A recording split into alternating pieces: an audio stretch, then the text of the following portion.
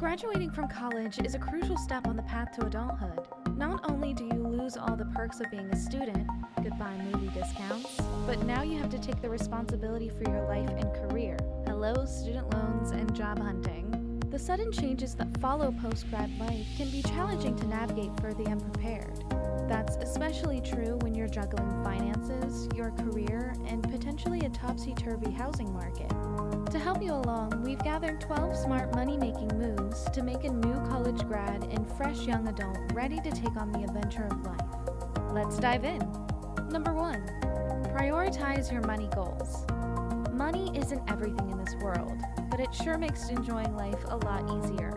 Whether you want to buy a house, start a family, travel the world, or even launch your own business, you need capital to make it happen.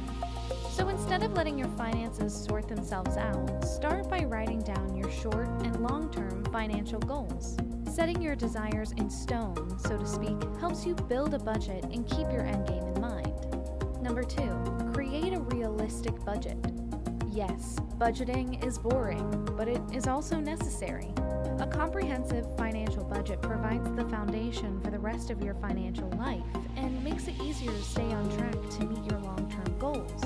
And ironically, boxing your dollars into a budget can lead to more financial freedom, as you're able to confidently make purchases and plan ahead. One crucial component of budget building is to base your spending and saving off your net income, or your take-home after taxes and deductions. Otherwise, you'll overextend your budget and allocate dollars you don't have to goals you'll now fall short on. Once you figure out your take-home, there are a couple of approaches you may take.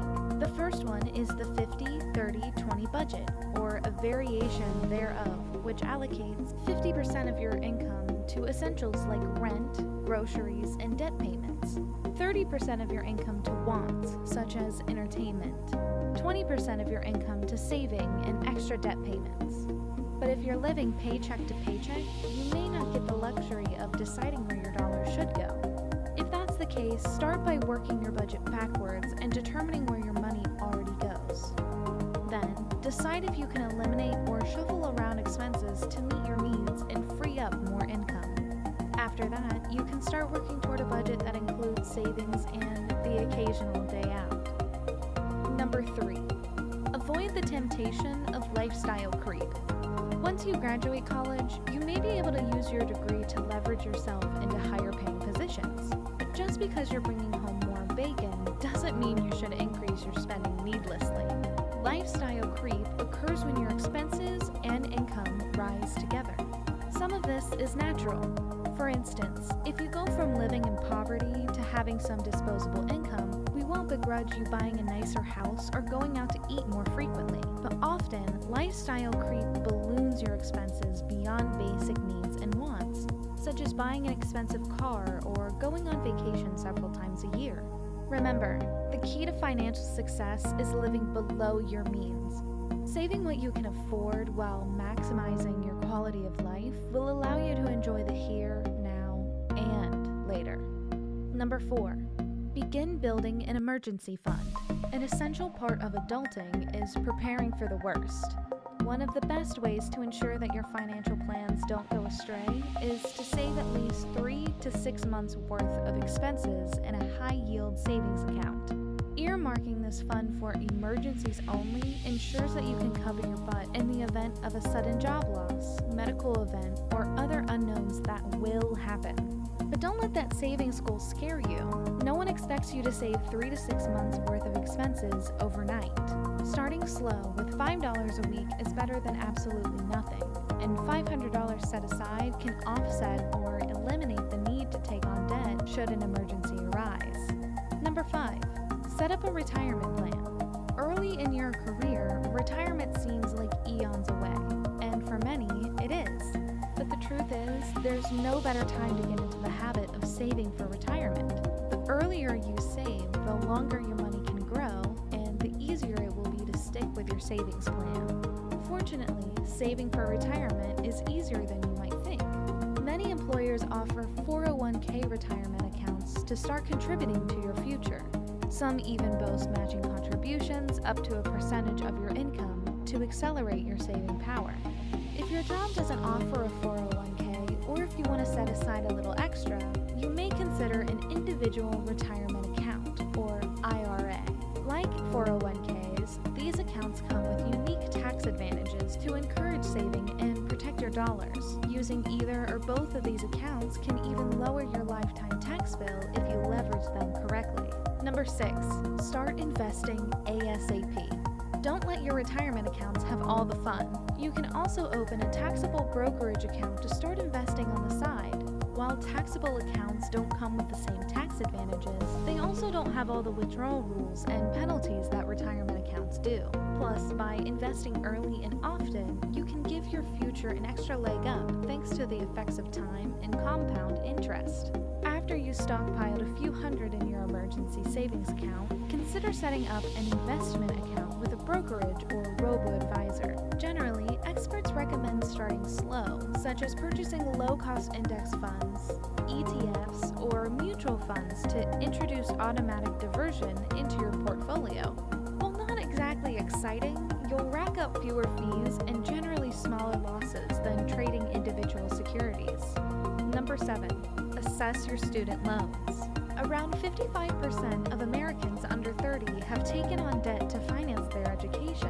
Unfortunately, between the hustle and bustle of college life and the complicated web of private and federal funding, knowing how much you owe to whom can get confusing. Now that you're out of college, it's time to assess your loans and gain a clear understanding of your finances.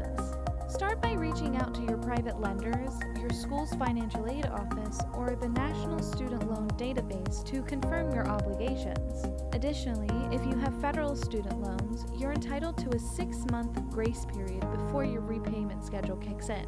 Some private lenders offer this too, though they're not required to. You can use this time to make payments or plan ahead to fit them into your future budget. If you need further deferment, a forbearance period, or an income-driven repayment schedule, now's the time to apply. Number 8.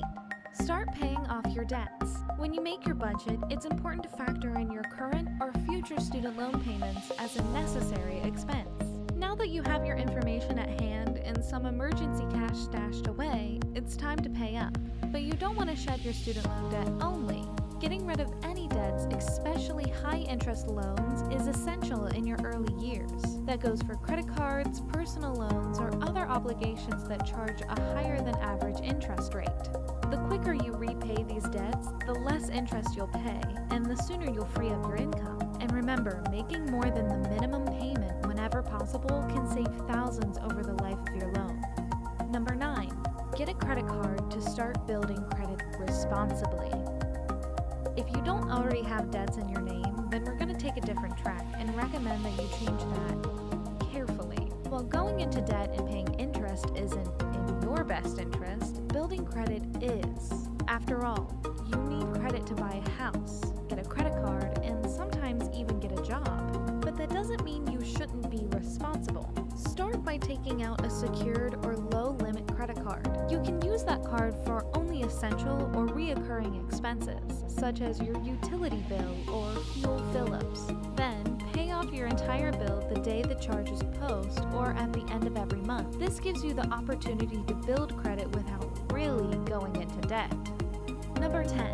Consider a sinking fund. Life isn't just about covering bills and emergencies. It's also about planning for the future. Whether you want to buy a new car, replace your old laptop, or plan for your annual insurance premiums, a sinking fund can help you achieve your goals. A sinking fund is essentially a savings account that you make small, regular contributions to so you can spread out the cost of upcoming expenses. For instance, you may start putting $50 a month toward your insurance premiums or keep paying your auto bill after you've paid off your loan to build up a down payment toward the next. Generally, it's wise to set these funds in separate savings accounts so you don't spend them. If you don't, you should keep a running tally of how much your savings are meant for your future goals. Number 11. Make your money work for you, not against you. There are several ways to make your money work for you, or prevent it working against you. Perhaps one of the most obvious is by investing regularly. Putting money in your portfolio gives you a chance to leverage compound interest and the price appreciation that comes from owning securities. Debts are another fantastic example. Instead of letting your interest payments line someone else's pockets, start paying off your debts as quickly as possible to shave extra off your bill. Another way is to capitalize on your capital by leveraging your debts. For instance, reward credit cards often give mileage points, cash back, or discounts for making regular purchases. While you're still spending money, you're also saving or bulking up rewards for future expenses. Anytime you make a financial move that puts more money in your pocket or less in someone else's, you're leveraging your money in your favor. Number 12. Establish yourself professionally. Work hard. We're shifting gears away from financial advice into career advice, though the two often travel hand in hand. As you move into your new career, make an effort to establish yourself not just in your role, but in your field. No matter the job, from professional chef to rocket scientist, you can always take steps to stand out and get noticed by those with power to elevate your life. Of course, we're not advocating to let your bosses take advantage of you. Merely know your worth and do your work to the best of your ability. Graduating from college is the perfect time to evaluate your finances, seek out new prospects, and prepare yourself for the future. While looking too far ahead may seem like a waste of time, future you will thank you for your maturity and foresight. If you like this video, then make sure to hit the like button, subscribe, and join us every week as we break down personal finance topics in plain English.